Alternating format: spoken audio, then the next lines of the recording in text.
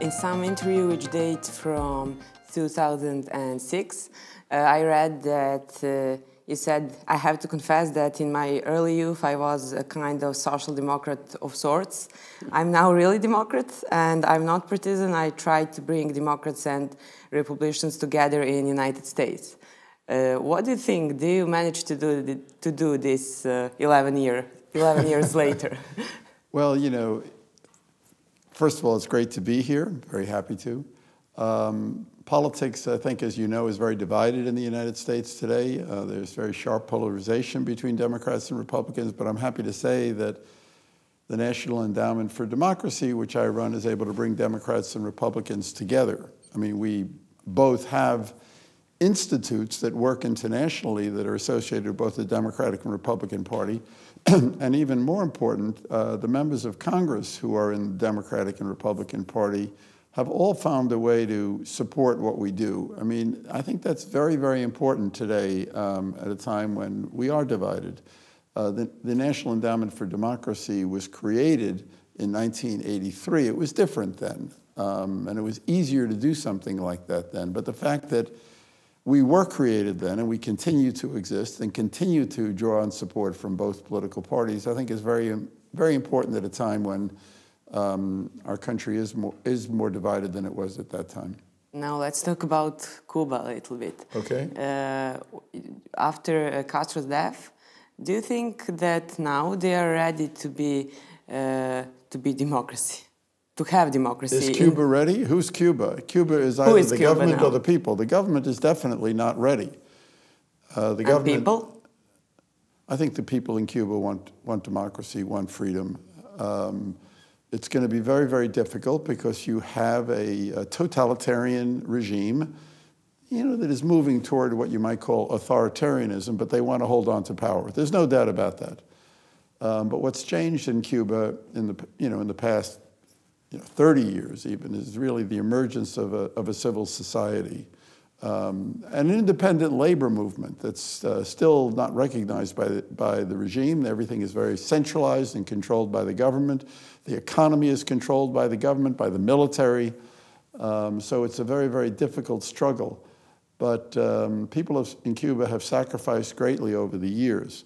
I once gave a talk where, I talked about Che Guevara, who was a kind of a hero to the fashionable left. But he was a real totalitarian. He was the one who took charge of the imposition of prison camps and the totalitarian system. And there was another person, Pedro Luis Boitel, who was of the same generation, but participated in the revolution. But he was a Democrat. And the moment they took power, they threw him into prison. And he became what in Cuba is called a plantados, a prisoner who was deeply rooted and was unwilling to compromise on the basic democratic values. And eventually, after 13 years in prison, he died. He possibly was killed. He also went on a hunger strike.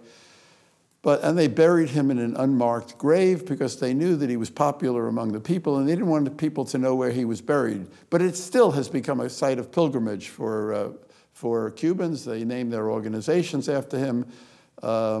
He's a person that is remembered in Cuba. And the real question that I posed in this talk that I gave was, who's going to win in the end? Of these two people, Che Guevara or Pedro Luis Boitel? And I believe it'll be Pedro Luis Boitel who will win in the end. The culture in Cuba is not a totalitarian culture. Castro was able to take over and manipulate the issue of nationalism as if he was some kind of a David standing up to the American Goliath. But Cubans, they are attracted to American culture, American baseball. We should be friends, and we can be friends. And I think, I hope that the experience of Castroism and what it's done to the Cuban people will have given people a deeper appreciation of what freedom and democracy is. And we have to find a way to work with our Cuban friends on the basis of equality, on the basis of really a common humanity to get beyond this horrible period of the Castro dictatorship. And when you visited India for the first time in 1996, Indian people said to you, we don't want democracy because you want that from us. We want it because it's the only way to survive. Right. Yeah. What can we learn from this answer and from this example? I mean, India is such a diverse country with so many different national groups, ethnic groups, religious groups, linguistic groups, that the only way it can survive as a single political entity is with a system of democracy that allows all the groups to participate and to have their local autonomy. The alternative to that really is one group having a dictatorship over all the other groups, which leads to horrendous oppression. So democracy is necessary in India, even though obviously it can be abused by some people, but it's necessary. And in the late 90s, when we were looking to create a global movement for democracy, which is today called the World Movement for Democracy, we wanted to have the founding assembly for that meeting in India, which is the world's largest democracy. It's a non-Western country, so it makes the point that democracy is really not a Western idea. It is a universal idea. And we invited to give the keynote address to that conference Amartya Sen, the Nobel laureate, who was very, very famous for his work about famine and the way famines don't occur in democracies where you have a free media because you can alert people to the danger. But there was the famine in China in the 1950s, in North Korea in the 1990s, in Ukraine under Stalin. And so Amartya Sen gave a marvelous keynote address, and he was from the Bengal part of India, and then was a professor in the West, in the United States and in the United Kingdom. And he gave a brilliant keynote address called Democracy as a Universal Idea. And he explained why democracy was important for everyone, what the functions of democracy were in helping protect people, in helping to give them voice in solving their own problems, and helping them learn to solve their own problems, all in addition to its intrinsic value. And he also talked about the history of the democratic idea in Indian culture going back thousands of years. So it didn't take, the American example for India to become a democracy. They had the foundation for a democratic society many, many centuries ago. And so we wanted to create that message, and we want India to be a partner with us in the struggle for universal democracy. And I think India is making real progress trying to deal with its problems of corruption. It's a resilient democracy in terms of its survival, its progress.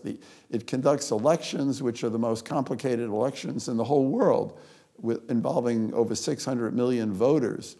It looks at China as an alternative system, but I don't think China can really contain its corruption because it's all top-down, it's all centralized in China. I think India offers a much better model for the world. Some people in Europe think that Islam is inherently incompatible with the multicultural Incompatible? democracy. Yeah. What do you think about that? I don't think so. And I think there are many, many Muslim voices in the world that are fighting for these values, but it's a fight within Islam. The fight is not between Islam and the West. The fight is within Islam, between people who have a so-called fundamentalist view, which is really a kind of a modern totalitarian view. It's not something that goes back in history. And people who believe in the faith and believe that there's nothing in the faith that should prevent people from respecting other people's rights. And that's a battle that's taking place within Islam. And I think we have to know who the people who believe in a modern Islam are, and we have to support them. I often mention the Islamist leader in Tunisia, Rashid Ghannouchi, who heads the Ennahda party, which has really accepted the compatibility of democracy and Islam, and believes that the state should not control religion or religion control the state. There has to be a separation between state power and religion, but it doesn't mean that the society should be secular or irreligious. People can have their religion, but they don't try to impose it on other people by controlling state power. And here you have a very important Islamist voice who was forced into exile during the dictatorship in Tunisia before 2011, who is speaking these values. And there are many people who are speaking these values, and I think they need to be listened to, understood, and supported. I mean, we need to have a dialogue with them and not assume that all people who are Muslim are political Islamists. That's a mistake. Okay, and what do you think? Are millennials all over the world ready to accept democratic values and fight for it, not only accept? Yeah, no, there's a real problem among younger people today, certainly in the West, in the United States. We published an article in our Journal of Democracy which pointed out that there has been an erosion of support for liberal democratic values among young people, among millennials, who don't have the memory of the struggles that the world went through with totalitarianism in the 20th century. Social media makes everybody want everything immediately, and democracy is a slow process. It involves compromise, and there's really no historical memory there. And so there's a real challenge that we have with younger people, certainly in the United States and in Western Europe as well. I think that gives a special role to millennials in the Balkans, in Serbia, because there they don't take democracy for granted. They know what the challenges to democracy are. They went through some terrible conflicts. They went through communism and then some terrible conflicts as recently as the 1990s, and there's still challenges today. So they don't have an attitude of complacency toward democracy, and I think they have a fresher approach to want to fight for it and understand that you can't take democracy for granted. There was an American abolitionist by the name of Wendell Phillips. An abolitionist was during the period when people were fighting to abolish slavery, and he said that the price of liberty is eternal vigilance. In other words, you cannot take democracy for granted. You have to fight for it. You have to be vigilant in that fight. And I think at the time of our Civil War, certainly there were people who understood that. Today it's a little bit different. And we have to somehow reignite the spark of democratic conviction among young people. And it's my hope that millennials in the Balkan region, with the Youth Initiative for Human Rights and organizations like that, sort of have that energy, have that understanding, and they might help us reignite that spark among the younger people in the United States and in the West. So, actually, do we need some new kind of democracy? No. No? You need real democracy. Real. As a matter of fact, I think what's necessary is to reaffirm the fundamental principles of democracy, which are, the fundamental freedoms of expression and association. There's no new freedom of expression. Fundamental freedoms of religion, the rule of law, an independent judiciary, elections that are really competitive, the active civil society that can hold government accountable and insist on transparency. You need all of those things. And, democracy is the only system of government which respects the idea of human dignity. Okay, thank you. Thank you.